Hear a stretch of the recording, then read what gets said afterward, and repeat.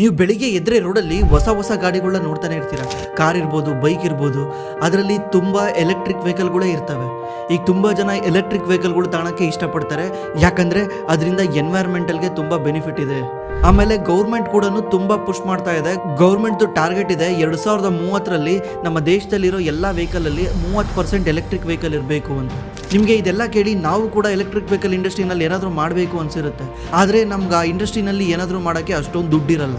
ನೀವೇನಾದರೂ electric vehicle stock ಮೇಲೆ invest ಮಾಡಬೇಕಂದ್ರೂ ಕೂಡ ನಮಗೆ ಗೊತ್ತಿಲ್ಲ ಫ್ಯೂಚರಲ್ಲಿ ಯಾವುದಿರುತ್ತೆ ಯಾವುದಿರಲ್ಲ ಅಂತ.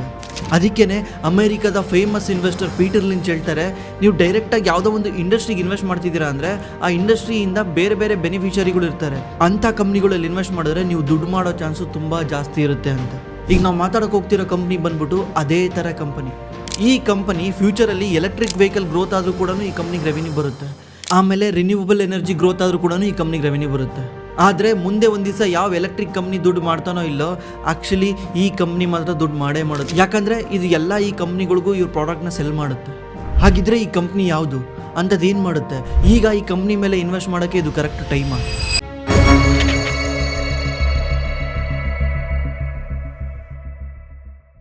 ಆ್ಯಕ್ಚುಲಿ ನಾವು ಸ್ಟಾಕ್ ಮಾರ್ಕೆಟಲ್ಲಿ ಜಾಸ್ತಿ ದುಡ್ಡು ಮಾಡಬೇಕಂದ್ರೆ ನಾವು ಸ್ಮಾಲ್ ಕ್ಯಾಪಲ್ಲಿ ಇನ್ವೆಸ್ಟ್ ಮಾಡಬೇಕು. ನಾನು ಲಾಸ್ಟ್ ವಿಡಿಯೋದಲ್ಲಿ ಹೇಳಿದ್ದೆ, ಸ್ಮಾಲ್ ಕ್ಯಾಪ್ ಕಂಪ್ನಿಗಳಲ್ಲಿ ಇನ್ವೆಸ್ಟ್ ಮಾಡಿದ್ರೆ ನಾವು ಜಾಸ್ತಿ ರಿಟರ್ನ್ ತೆಗಿಬೋದು ಅಂತ.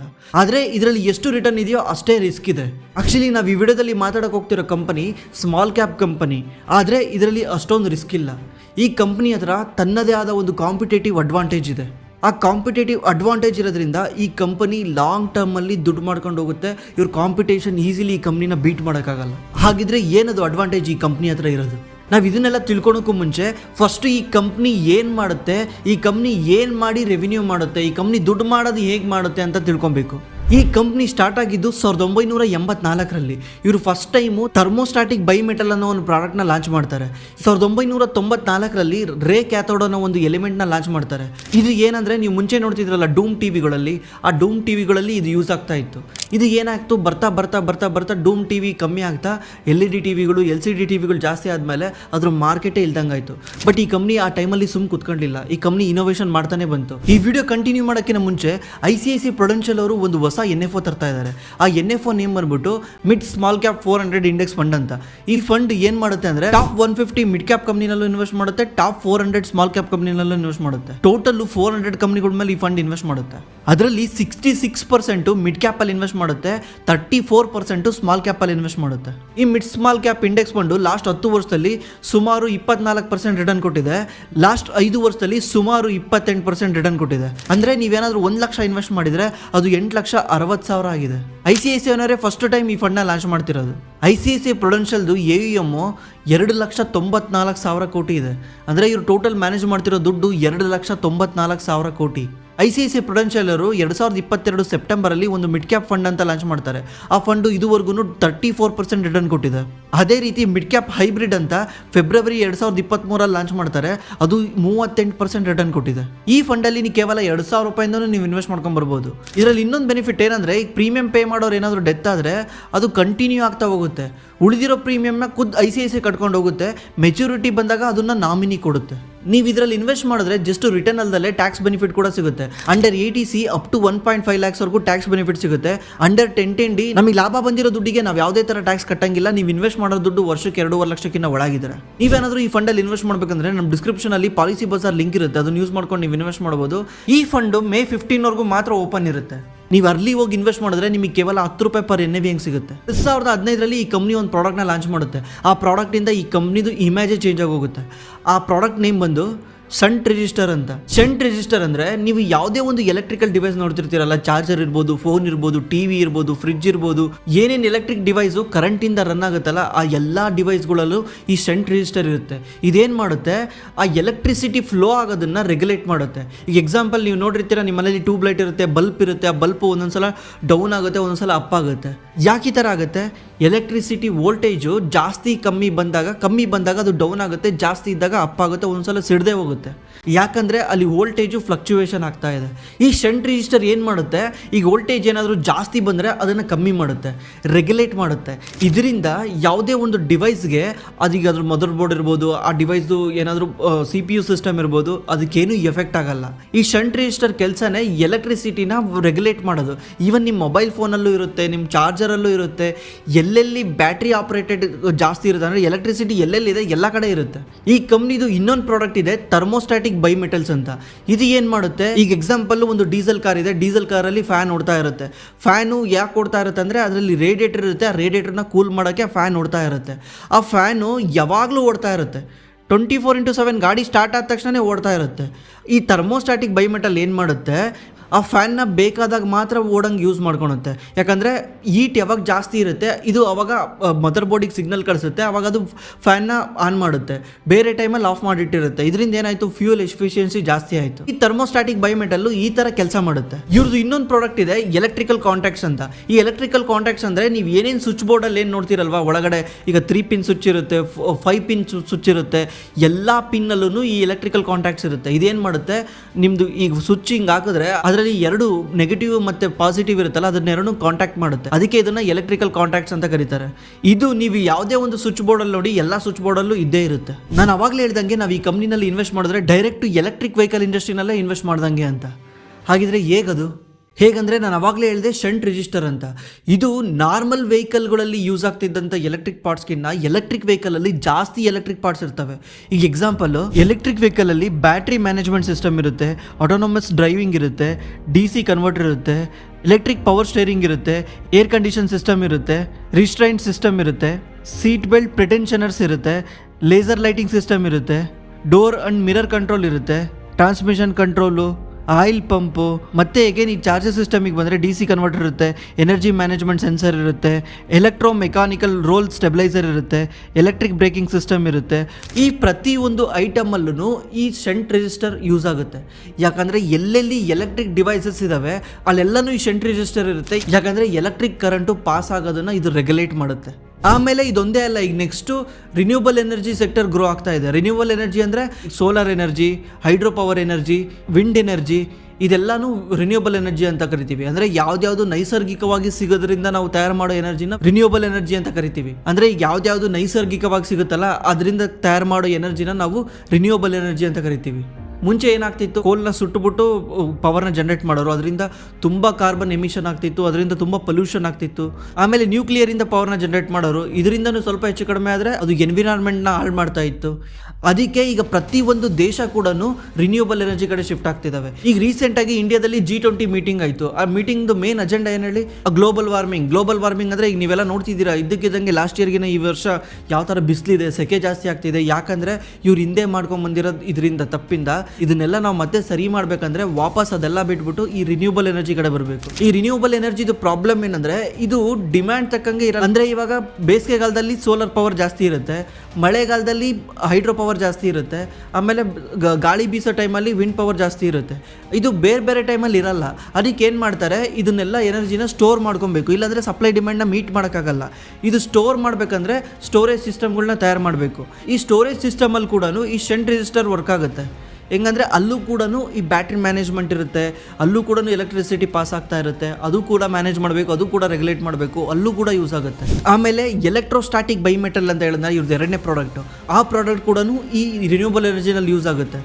ಅಲ್ಲಿ ಕೂಡ ಬ್ಯಾಟ್ರಿನ ಅವರು ಕಾಮ್ ಮಾಡಬೇಕು. ಬ್ಯಾಟ್ರಿ ಸಿಸ್ಟಮ್, ಈಗ ಎಲೆಕ್ಟ್ರಿಕ್ ವೆಹಿಕಲಲ್ಲೂ ಬ್ಯಾಟ್ರಿ ಸಿಸ್ಟಮ್ ಇರುತ್ತೆ, ಮತ್ತು ರಿನ್ಯೂಬಲ್ ಎನರ್ಜಿನಲ್ಲಿ ಹೇಳಿದ್ನಲ್ವ ಈಗ ಬ್ಯಾಟ್ರಿ ಸ್ಟೋರೇಜ್ ಅಂತ, ಅಲ್ಲೂ ಕೂಡ ಸ್ಟೋರೇಜ್ ಬ್ಯಾಟ್ರಿ ಇರುತ್ತೆ. ಎಲ್ಲೆಲ್ಲಿ ಬಿಸಿ ಜಾಸ್ತಿಯಾಗಿ ಅದರಿಂದ ಪ್ರಾಬ್ಲಮ್ ಆಗುತ್ತೆ ಅಂತ ಎಲ್ಲೆಲ್ಲಿ ಯೂಸ್ ಆಗುತ್ತಲ್ಲ ಅಲ್ಲೆಲ್ಲ ಕಡೆನೂ ಈ ಎಲೆಕ್ಟ್ರೋಸ್ಟಾಟಿಕ್ ಬೈಮೆಟಲ್ ಇದ್ದೇ ಇರುತ್ತೆ. ಇದೇನು ಮಾಡುತ್ತೆ, ಈಗ ಎಲ್ಲಿ ಹೀಟ್ ಜಾಸ್ತಿ ಆಗುತ್ತಲ್ಲ, ಹೀಟ್ ಜಾಸ್ತಿ ಆದ ತಕ್ಷಣ ಇದು ಬೈಮೆಟಲ್, ಇದು 2 ಮೆಟಲಿಂದ ತಯಾರು ಮಾಡಿರ್ತಾರೆ. ಈಗ ಎಕ್ಸಾಂಪಲ್ಲು ಒಂದು ಕೆಟಲ್ ಯೂಸ್ ಮಾಡ್ತಿದ್ದೀರಾ, ಮನೆಯಲ್ಲಿ ಕೆಟಲ್ ಯೂಸ್ ಮಾಡ್ತೀವಲ್ಲ ಈ ನೀರನ್ನ ಹೀಟ್ ಮಾಡೋಕ್ಕೆ, ಅದರಲ್ಲಿ ಈಗ ಇದರಲ್ಲಿ ಬೈ ಮೆಟಲ್ ಅಂತ ಕರೀತಾರೆ, ಇದು 2 ಮೆಟಲಿಂದ ತಯಾರು ಮಾಡಿರ್ತಾರೆ. ಅದರಲ್ಲಿ ಹೀಟ್ ಜಾಸ್ತಿ ಆದ ತಕ್ಷಣ, ಹೀಟ್ ಜಾಸ್ತಿ ಆದರೆ ಏನಾಗುತ್ತೆ ಹೇಳಿ, ಸಿಸ್ಟಮ್ ಹಾಳಾಗುತ್ತೆ, ಸುಟ್ಟೋಗುತ್ತೆ. ಆಮೇಲೆ ಒಂದು ವಸ್ತುವಿನ ಕುದಿಯುವ ಬಿಂದು ಸೇಮ್ ಇರುತ್ತೆ. ಈಗ ಲೈಕ್ ನೀರಿನ ಕುದಿಯುವ ಬಿಂದು ಎಷ್ಟು ಹೇಳಿ 100 ಡಿಗ್ರಿ ಸೆಲ್ಸಿಯಸ್, ಅದ್ರ ಮೇಲೆ ಅದು ಕುದಿಯೋಕ್ಕಾಗಲ್ಲ. ಈಗ ಸುಮ್ಮನೆ ಎಲೆಕ್ಟ್ರಿಸಿಟಿ ಅದ್ರ ಪಾಸ್ ಆಗ್ತಾ ಇದ್ರೆ ಕರೆಂಟ್ ವೇಸ್ಟ್ ಆಗುತ್ತಾ, ಅದು ಆಟೋಮೆಟಿಕ್ಲಿ ಆಫ್ ಆಗಬೇಕು ತಾನೆ. ಅದೇ ರೀತಿ ನಾವು ಬಾತ್ರೂಮಲ್ಲಿ ಯೂಸ್ ಮಾಡೋ ಎಲೆಕ್ಟ್ರಿಕ್ ಗೀಸರ್ ಇರ್ಬೋದು, ಈವನ್ AC ಇರ್ಬೋದು, ಎಲ್ಲೆಲ್ಲಿ ಹೀಟ್ನ ರೆಸಿಸ್ಟೆನ್ಸ್ ಮಾಡೋಕ್ಕಾಗುತ್ತೆ ಎಲ್ಲ ಕಡೆ ಯೂಸ್ ಆಗುತ್ತೆ. ಅದೇನು ಮಾಡುತ್ತೆ, ಇದು ಒನ್ಸ್ ಹೀಟ್ ಪಾಸ್ ಆದ ತಕ್ಷಣ 2 ಮೆಟಲ್ ಇರುತ್ತೆ, ಅದರಲ್ಲಿ ಇನ್ನೊಂದು ಮೆಟಲ್ ಎಕ್ಸ್ಪ್ಯಾಂಡ್ ಆಗೋಕ್ಕೆ ಸ್ಟಾರ್ಟ್ ಆಗುತ್ತೆ. ಅದರಿಂದ ಅದಕ್ಕೆ ಸಿಗ್ನಲ್ ಹೋಗುತ್ತೆ, ಇದು ಆಲ್ರೆಡಿ ಈ ಥ್ರೆಶೋಲ್ಡ್ ಮೀಟ್ ಆಗಿಬಿಟ್ಟಿದೆ, ಅದಕ್ಕೆ ಇದು ಎಕ್ಸ್ಪ್ಯಾಂಡ್ ಆಗಿದೆ ಅಂತ ಅಲ್ಲಿಗೆ ಎಲೆಕ್ಟ್ರಿಸಿಟಿ ಕಳಿಸೋದನ್ನ ಕಮ್ಮಿ ಮಾಡುತ್ತೆ. ಅವಾಗ ಏನಾಗುತ್ತೆ, ಎಲೆಕ್ಟ್ರಿಸಿಟಿ ಸೇವ್ ಆಗುತ್ತೆ. ಇದು ಎಲ್ಲ ಡಿವೈಸ್ಗಳಲ್ಲಿ ಯೂಸ್ ಆಗೋಕ್ಕೆ ಸ್ಟಾರ್ಟ್ ಆಗುತ್ತೆ. ಯಾಕಂದರೆ ಬರ್ತಾ ಬರ್ತಾ ಎಲೆಕ್ಟ್ರಿಸಿಟಿ ಕನ್ಸಂಪ್ಷನ್ ಜಾಸ್ತಿ ಆದಾಗ ಎಲೆಕ್ಟ್ರಿಸಿಟಿನ ಉಳಿಸೋಕ್ಕೆ ಜಾಸ್ತಿ ಯೋಚನೆ ಮಾಡ್ತಾರೆ. ಬಿಕಾಸ್ ನಾನು ಅವಾಗಲೇ ಹೇಳಿದೆ, ರಿನ್ಯೂಬಲ್ ಎನರ್ಜಿ ಮುಂಚೆ ಎನರ್ಜಿಗಳ ಥರ ಯಾವಾಗಲೂ ತಯಾರು ಮಾಡೋಕ್ಕಾಗಲ್ಲ ಅಂತ. ಅದನ್ನು ನಾವು ನೋಡ್ಕೊಂಡು ಖರ್ಚು ಮಾಡಬೇಕು. ಈ ಜಾಸ್ತಿ ಎಲ್ಲೆಲ್ಲಿ ಯೂಸ್ ಆಗುತ್ತೆ ಅಂದರೆ ಎಲೆಕ್ಟ್ರಿಕಲ್ ಅಪ್ಲಯನ್ಸಸ್ಸು, ಮೆಡಿಕಲ್ ಡಿವೈಸಸ್ಸು, ಇಷ್ಟು ತಗ ಈ ಪ್ರಾಡಕ್ಟ್ ಯೂಸ್ ಆಗುತ್ತೆ. ಇವ್ರದ್ದು ಎಂಡ್ ಇಂಡಸ್ಟ್ರಿ ಯಾವ ಥರ ಗ್ರೋ ಆಗುತ್ತೆ ಅಂದರೆ, ಎಂಡ್ ಇಂಡಸ್ಟ್ರಿ ಅಂದರೆ ಈಗ ಎಲೆಕ್ಟ್ರಿಕ್ ವೆಹಿಕಲ್ಗೆ ಇವ್ರಿಗೆ ಪ್ರಾಡಕ್ಟ್ಸ್ ತಯಾರು ಮಾಡ್ತಾರಾ, ಇದು ಎಂಡ್ ಪ್ರಾಡಕ್ಟ್ ಏನು ಹೇಳಿ ಎಲೆಕ್ಟ್ರಿಕ್ ವೆಹಿಕಲ್ಲು. ಅದೇ ರೀತಿ ಇವರು ಯಾವ್ದಾನ ಎಲೆಕ್ಟ್ರಿಕ್ ಡಿವೈಸಸ್ಗಳಿಗೆ ಇವ್ರು ಪ್ರಾಡಕ್ಟ್ ಸೆಲ್ ಮಾಡ್ತಿದ್ದಾರೆ ಅಂದರೆ ಎಂಡ್ ಪ್ರಾಡಕ್ಟ್ ಏನು ಹೇಳಿ ಎಲೆಕ್ಟ್ರಿಕ್ ಡಿವೈಸ್ಗಳು. ಇದು ಯಾವ ಥರ ಗ್ರೋ ಆಗುತ್ತೆ over A period of next 10 ಇಯರ್ಸಲ್ಲಿ ಅಂದರೆ, ಎಲೆಕ್ಟ್ರಿಕ್ ವೆಹಿಕಲ್ ಇಂಡಸ್ಟ್ರಿ 24% CAGR ಅಲ್ಲಿ ಗ್ರೋ ಆಗುತ್ತೆ ಫಾರ್ ನೆಕ್ಸ್ಟ್ 5 ಇಯರ್ಸು. ಈ energy storage CAGR of 30% grow ಆಗುತ್ತೆ ಇದು ನೆಕ್ಸ್ಟ್ 10 ಇಯರ್ಸಲ್ಲಿ. ಸ್ವಿಚ್ ಗೇರ್ಸು 7% ಗ್ರೋ ಆಗುತ್ತೆ. ಮೆಡಿಕಲ್ ಡಿವೈಸಸ್ಸು 5.5% ಗ್ರೋ ಆಗುತ್ತೆ. ಸ್ಮಾರ್ಟ್ ಮೀಟರ್ಸ್ ಅಂದರೆ ಈಗ ಎಲೆಕ್ಟ್ರಿಕ್ ಮೀಟರ್ಗಳು ಇರ್ತಾವಲ್ಲ ಮನೆಯಲ್ಲಿ, ಕರೆಂಟ್ನ ಕಂಡುಹಿಡಿಯೋಕ್ಕೆ ಎಷ್ಟು ಬಿಲ್ ಬಂತು ಅಂತ ನೋಡೋಕ್ಕೆ ಹಾಕಿರ್ತಾರಲ್ವ, ಅದನ್ನು ಸ್ಮಾರ್ಟ್ ಮೀಟರ್ ಅಂತ ಕರೀತಾರೆ. ಅದು ಕೂಡ ಇಯರ್ ಆನ್ ಇಯರ್ 7% ಗ್ರೋ ಆಗುತ್ತೆ. ಅದರಲ್ಲಿ ಕೂಡ ಇವೆರಡು ಯೂಸ್ ಆಗ್ತವೆ.